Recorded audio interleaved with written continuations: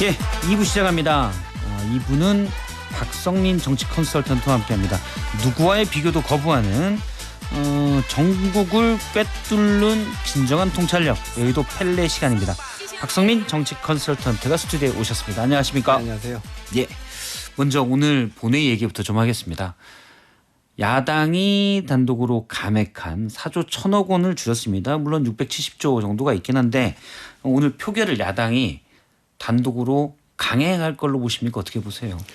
그건 모르겠습니다. 저도 그거는 뭐 협상을 좀 하자 이제 그런 얘기들이 있는데 뭐 지금 여당은 어쨌든 뭐 항복을 요구하는 거라 못하겠다 뭐 이러기 있는데 그 예산은 뭐 사실 감액된 거는 뭐 야당 의원들 관련된 예산들도 있기 때문에 그대로 될지 어떨지 모르겠습니다만 지금 주목하는 건 어쨌든 예산안을 지금 단독 처리하겠다는 거 아니까 그런 뭐 지금 예측은 잘 못하겠습니다. 사실 야당 이렇게 예산안을 감액해서 물론 국회에서 감액한 예산안은 그대로 통과될 수가 있습니다. 편성권 증액을 하는 거는 국회 마음대로 안 되지만 감액 자체는 돼서 이런 건 전례가 없는 일이긴 했어요. 예, 그렇죠. 그 전에는 뭐 정부가 예산안을 내면 그게 이제 합의 통과 안 되면 정부 원안대로 되니까 야당이 압박감을 느꼈죠. 사실 야당이 뭐 본인들이 넣고 싶은 예산들도 좀 있기 때문에 그렇기 때문에 사실 시간을 예산안 정국에서는 가면 그리고 타협을 좀 하고 막 그렇게 됐는데 지금은 뭐 이제 국회가 하는 거니까 여당으로서는 지금 뭐 마땅 수단이 없는 거죠. 그럼 사실 이게 어떻게 될지 여야가 감정 싸움 한다는 지적도 있는데 일단 이게 그러면 야당이 단독 처리하고 야당의 주장은 이렇습니다. 일단 예비비가 많이 삭감됐고요. 근데 예비비를 4조 8천억에서 2조 4천억을 줄였는데 박찬도 원내대표 말은 지금까지 1조 5천억 이상 쓴 적이 없다. 굳이 많이 계상해 놓으면 나중에 대통령실에서 알아서 예비비는 사후보고니까 이렇게 쓰려는 것 아니냐. 그래서 실링을 줄였다는 입장이고 나머지는 이제 검찰, 경찰, 감사원의 특활비 부분도 좀 있고 그렇습니다. 그러면 이게 일단 예산안 삭감을 야당이 단일로 낸 거를 단일로 의결한 거를 단일안으로 나쁘다고 봐야 될까요? 어떻게 봐야 될까요? 이걸 자체가 일단. 그러니까 이제 이런 거는 그 국가의 예산을 다루는 거니까 뭐 나쁘다 뭐 이렇게 얘기하는 건 정치라는 건 이건 여야가 관례대로 하면 이게 뭐 협의해서 통과시키는 거 아닙니까? 합의안을 통과시키는 거니까 그걸 뭐 좋다고 얘기할 수는 없는 거고 그러나 이제 확실한 게 야당이 이렇게 나오는 거는 전국 주도권이 우리한테 있다라는 걸 좀 분명히 좀 보여주고 싶어 하는 것 같아요. 그러니까 지금 탄핵에 관한 것도 그렇고 예산안에 관한 것도 그렇고 법안에 관한 것도 그렇고 그 모든 것은 국정을 주도하는 건 지금 우리다. 대통령이 할 수 있는 건 뭐 법안에 대한 뭐 거부권 정도일 뿐이고 뭐 지금 총리 인준 같은 것도 우리가 다 해줘야 되는 거니까 그 점을 좀 분명히 하는 가운데 이 예산안 문제도 우리가 결정한다. 이렇게 되면 정부 부처는 누구 눈치 보겠습니까? 관료들도 그렇고 다들. 그러나 이제 이렇게 짧게 보면 그런데 이제 길게 보면 압도적 의석을 갖고 있는 야당이 예산안까지 단독 처리했다. 이것이 나중에는 또 부메랑이 될 수가 있죠. 대선 전국에서는 역시 그 민주주의가 상호 견제인데 압도적 의석을 갖고 견제가 안 될 때 그거는 좋지 않다. 뭔가 이렇게 좀 견제가 되는 게 좋겠다. 그럴 수도 있기 때문에 지금 당장 전략적으로 이렇게 하는 것이 좋은 건지 이 판단은 전 잘 못하겠습니다. 그러면 이제 그런 부분이죠. 제가 앞서 이제 예산안을 이렇게 하는 게 왜냐하면 예전에는 통상 증액을 하면서 지역 민원 예산들이 많이 들어가 있는데 이번엔 그런 게 이제 사실 야당 자체적으로 완전히 차단된 부분들이 있어서 하는 건데 말씀하신 대로 협의가 안 된 예산안이 올라가는 게 좋다고 볼 수는 없겠죠. 그럼 이 상황에 대한 책임은 누가 있다고 보기에 야당 다수당의 횡포입니까? 아니면 야당에서는 협상안을 내라라고 계속했는데 거기 협조하지 않은 정부 여당의 잘못입니까? 그러니까 둘 다 잘못이겠죠. 그렇죠. 그건 둘 다 잘못이고 그 여당도 야당하고 이것을 그러면 좀 깊은 대화를 해서 했으면 좋겠는데 지금 판단은 예. 우리가 어떻게 나오든지 간에 야당은 지금 길들이게 하려고 하는 거기 때문에 예. 거기에 굴복할 수는 없다. 이게 강대강 그 충돌의 그 연장선에 있는 거고 야당 의원들 예산들도 좀 있기 때문에 그건 어차피 지금 정부가 지금은 얘기 안 합니다만 추경 얘기를 좀 했었지 않습니까? 예. 그러니까 내년에 가서 추경을 편성할 때 그때 얘기하면 된다 이런 생각들도 좀 하는 것 같고 그래요. 근데 당장은 어쨌든 이런 거는 이렇게 예산안을 처음으로 단독 처리하는 거 아닙니까 야당이? 그렇죠. 예, 그거는 부담은 야당이 있는 거죠. 그 부담은 야당에 있다. 예. 알겠습니다. 물론 근데 예산안이 짜여진 대로 나중에 정부가 국정이 운영돼야 되기 때문에 대통령실이나 추경 원내대표는 민생 파탄이 만약 나면 그건 야당 책임이다라고 하는데 사실 국정을 또 끌고 가는 건 정부여서 계속 설득을 덜했다 이런 얘기는 들을 수 있지 않을까요?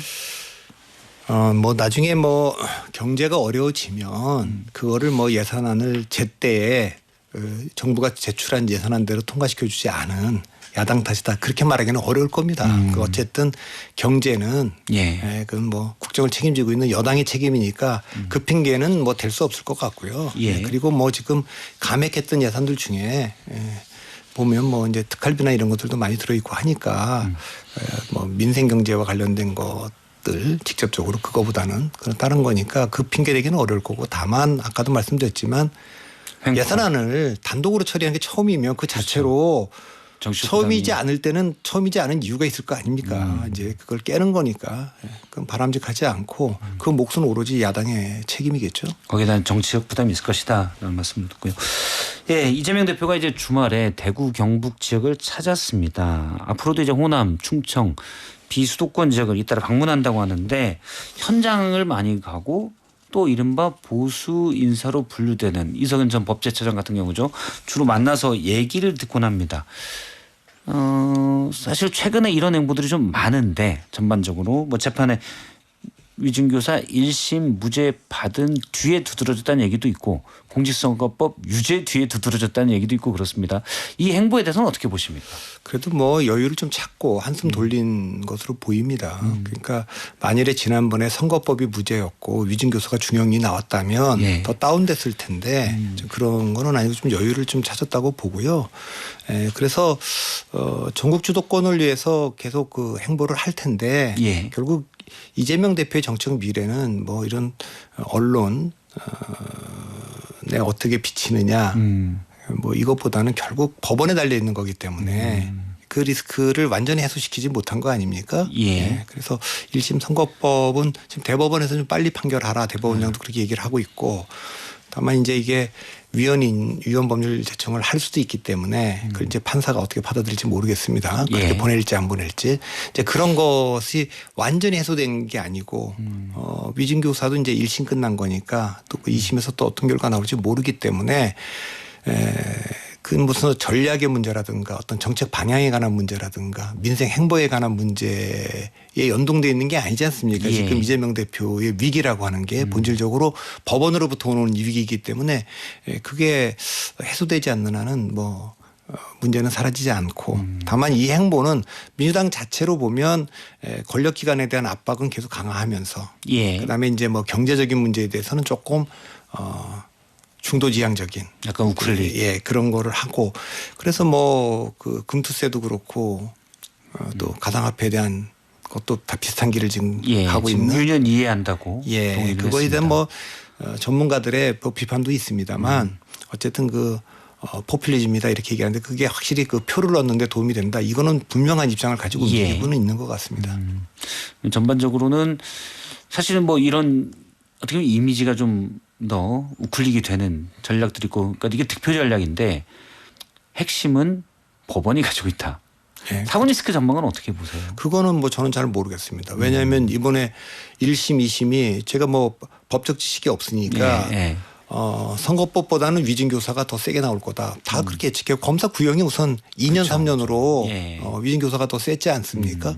근데 이제 1심은 지금 뭐 징역 1년에 집행유예 2년 그리고 2심은 무죄니까 제가 이거 뭐 판단은 못 하겠습니다. 오히려 이제 예상과는 반대되는 각 재판이 그런 결과가 나왔기 때문에 당으로서는 사실은 선거법이 더 부담되죠. 선거법은 우선 그 100만 원 대법원장이 좀 빨리 하라. 예. 이제 원래 선거법 그렇게 하게 돼 있지 않습니까? 그다음에 400억이 넘는 돈을 민주당이 대법원 확정 판결되면 그걸 또 다시 내놔야 되는 게 있고 부담을 예. 해야 되는 게 있고 그다음에 1심에서 지금 굉장히 세게 나왔는데 그 100만 원형 이상이면 지금 피선거권 박탈이니까 그렇죠. 부담은 훨씬 큰 겁니다. 알겠습니다.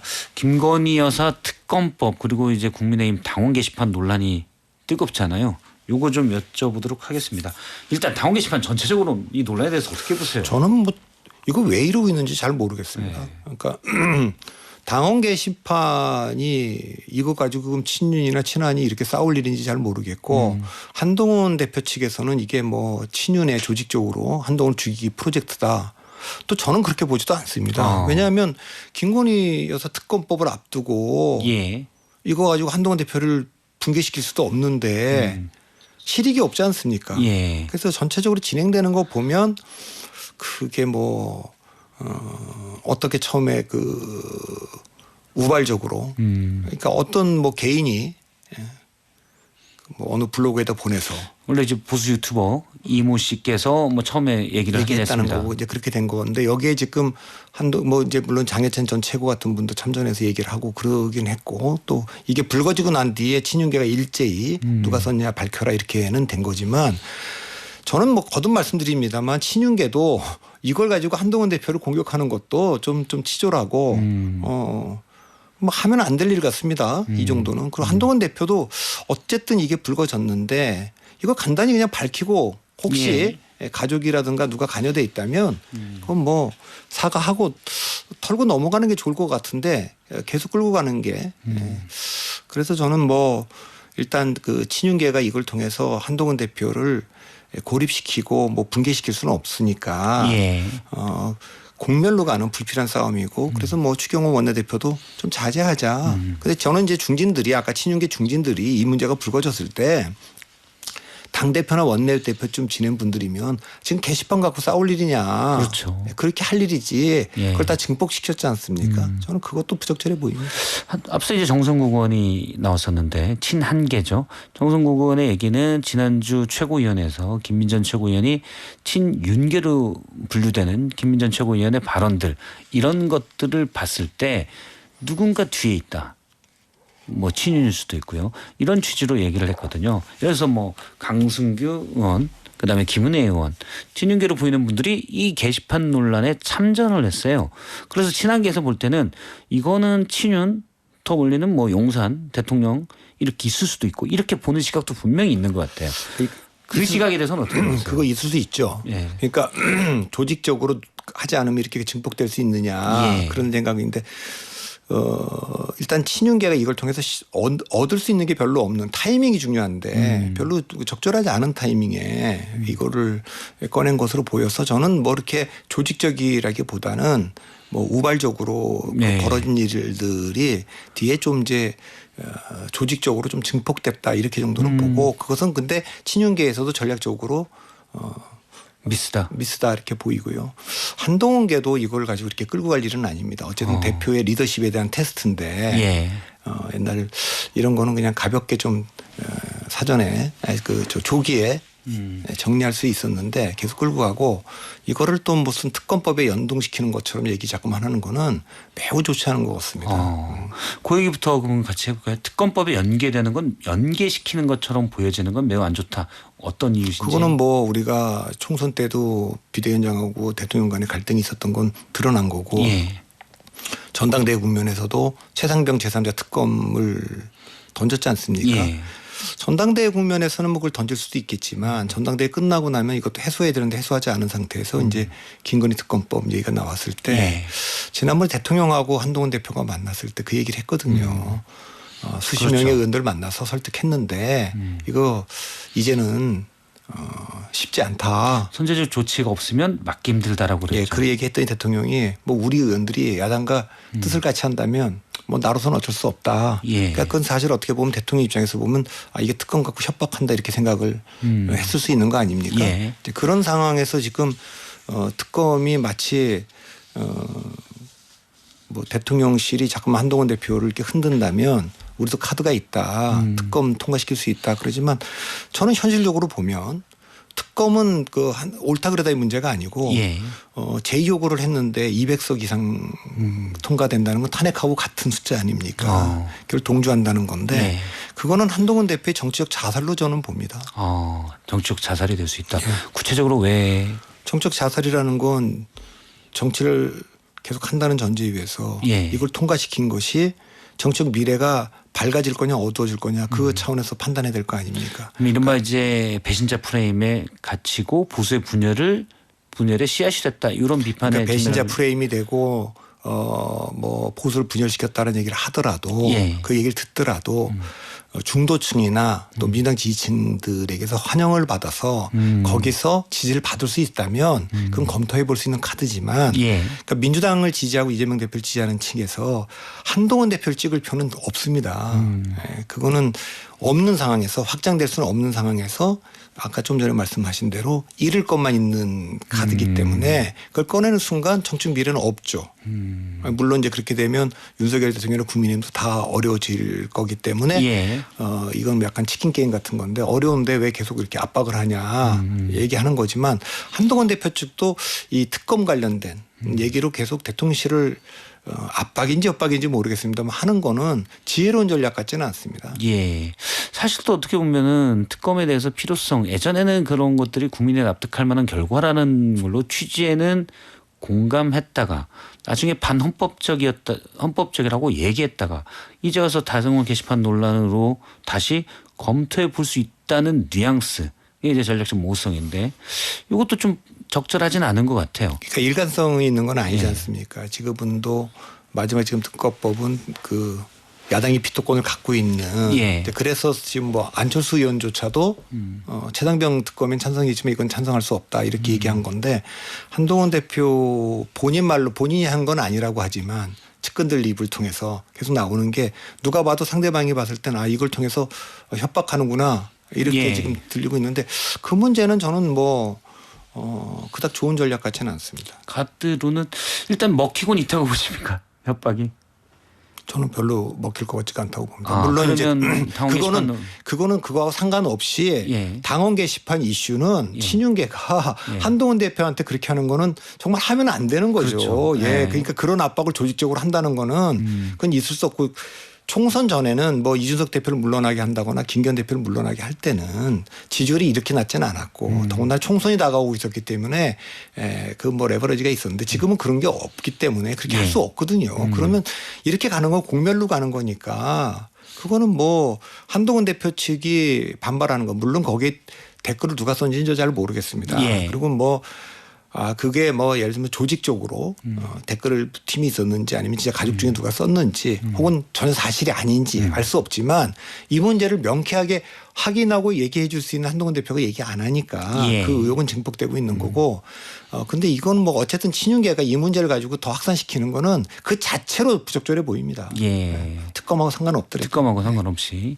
일단 근데 사실 그런 측면도 있거든요. 그러니까 지난주에 추경 원내대표 입에서 냉각기를 갖자라는 말이 의총에서 나왔었는데 이 표현이 어떻게 보면 이른바 친한계에서 특검법을 이러면 우리가 굳이 특검법을 방어할 필요가 없는데 우리만 뭐 총 맞았다고 예를 들어서 이런 느낌으로 하니까 친윤계가 이러단 공멸이다 이런 분위기가 됐거든요. 그래서 이른바 전략적 모호성이 정략적으로는 어느 정도 먹혔다라는 평가도 있는 것 같아요.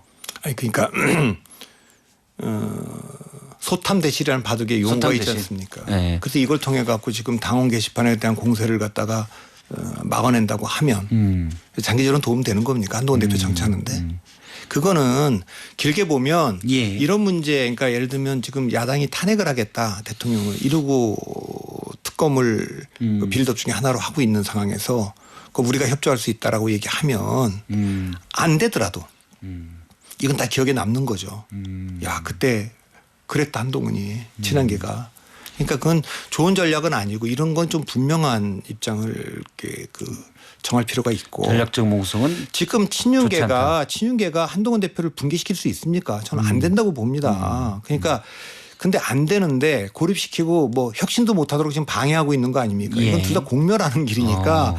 타협점을 찾아야 되긴 할 텐데 한동훈 대표가 뭐 잘 모르겠습니다. 야당의 기대도 있고 특검법이 통과가 된다.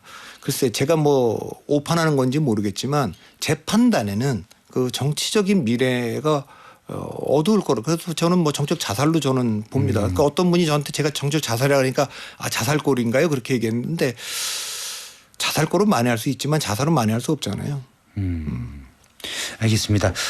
당장의 당면한 당원 게시판 논란은 잠재울 수 있지만 한동훈 대표의 어떤 스탠스, 포지션 이런 부분에서는 그거는 평가. 보수층에서는 그러니까 장기적으로 당원들과 지지자들의 평가에서는 네. 높은 평가를 받지 평가를 못하겠죠. 받을 수가 없는 지금 특검에 대한 전략적 모호성이 그런 부분이 있다. 그래서 이제 전혀 정치적 일단 본인이 당 게시판과 관련돼서 간단히 풀 수 있는 건데 이걸 이제 특검에 연동해 갖고 극하도로 지금 돌파한다는 거는 아까 제가 소탐대실이라고 얘기하고 뭐 소 잡는 칼로 닭 잡는 격이니까 예. 네, 그건 적절해 보이지는 않습니다. 전략적 측면에서 이건 적절해 보지 않다.